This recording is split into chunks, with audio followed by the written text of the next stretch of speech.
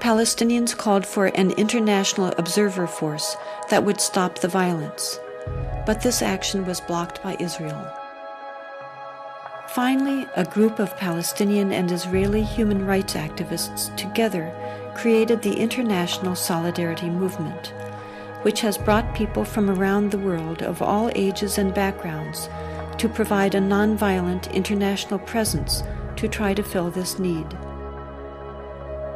Rachel Corrie, a 23-year-old American student, went to Gaza to join in these efforts, sending back emails to her parents.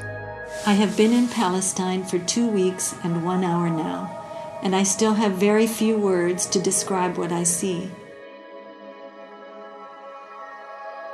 It is most difficult for me to think about what's going on here when I sit down to write back to the United States.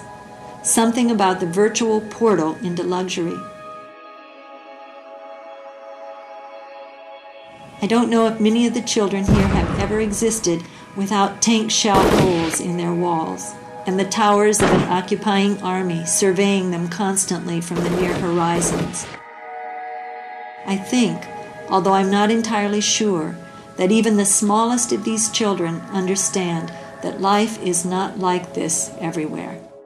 It was Sunday afternoon in Charlotte, about noon actually, and I received a phone call, and my son-in-law, Kelly, was on the phone, and he asked if Craig was there.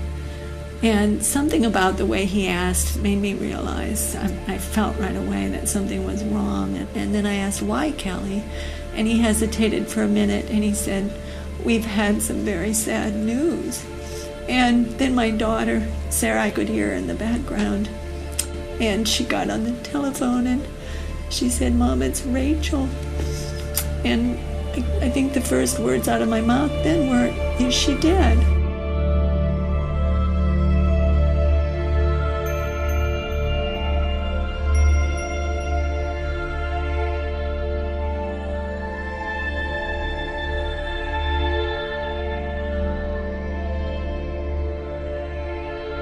We were opposing the demolition of farmland and other property, Palestinian property, by Israeli destruction forces and bulldozers.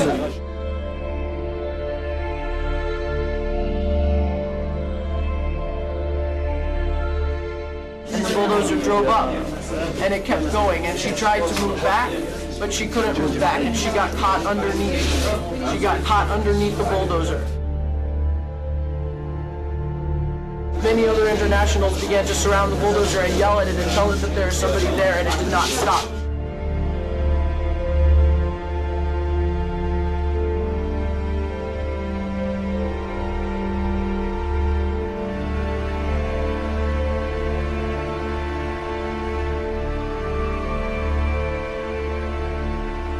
Where Rachel was killed, she was protecting a doctor's home. And that's important to realize. And the 3 children, his wife, she knew that family, and that doctor felt that Rachel was like a daughter to him. He bought that house. It was in the middle of the neighborhood. There were other rows of houses between his house and the border. Those other homes, those other streets were all destroyed, and now it was his turn. And I've had people say, well, she was in a war zone, and Cindy points out that war zone is people's neighborhoods. Those are children. I'm here for other children. I'm here because I care. I'm here because children everywhere are suffering, and because 40,000 people die each day from hunger. I'm here because those people are mostly children. We have got to understand that the poor are all around us, and we're ignoring them. We have got to understand that these deaths are preventable.